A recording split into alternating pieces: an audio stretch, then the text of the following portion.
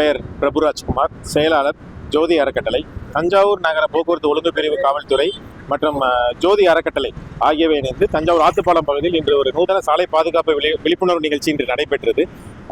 பாதுகாப்பானது தாய்மடி, ஆபத்தானது பேருந்துபடி அப்படிங்கிற தலைப்பில் இந்த நூதன சாலை பாதுகாப்பு விழிப்புணர்வு நிகழ்ச்சி ஏற்பாடு செஞ்சிருந்தோம்.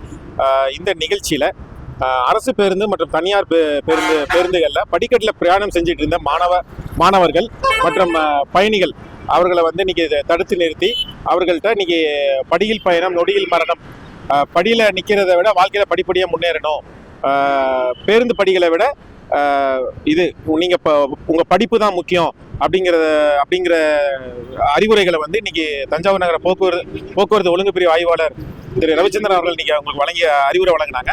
மேலும் அந்த மாணவர்களுக்கு எச்சரிக்கை விதமாக அவர்களுக்கு இன்னைக்கு இனிப்புகள் இன்னைக்கு வழங்கப்பட்டது. மேலும் பொது சேவையில் ஈடுபட்டு இருக்க பேருந்து ஓட்டுநர்களுக்கும் நடத்துனர்களுக்கும் துண்டு போட்டு இன்னைக்கு அவங்களுக்கு மரியாதை செலுத்தினாங்க. இந்த நிகழ்ச்சி நடந்துட்டு இருக்கும்போது அந்த வழியா வந்த தமிழக உயர்கல்வித்துறை அமைச்சர் கோவி செலியன் அவர்கள் இந்த நிகழ்வை பார்த்துட்டு அவர் வண்டியை நிறுத்தி போக்குவரத்து ஆய்வாளரையும் பாராட்டிட்டு இந்த நிகழ்ச்சிக்கு ஏற்பாடு செஞ்ச எங்களையும் பாராட்டிட்டு அவர் இப்போ மாணவர்களுக்கு குறிப்பாக அறிவுரை வழங்கியிருக்கிறாரு.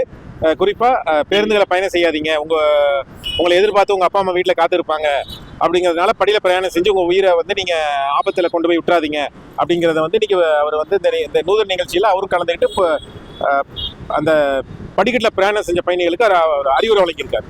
பிரபுராஜ்குமார், செயலாளர் ஜோதி அறக்கட்டளை, தஞ்சாவூர்.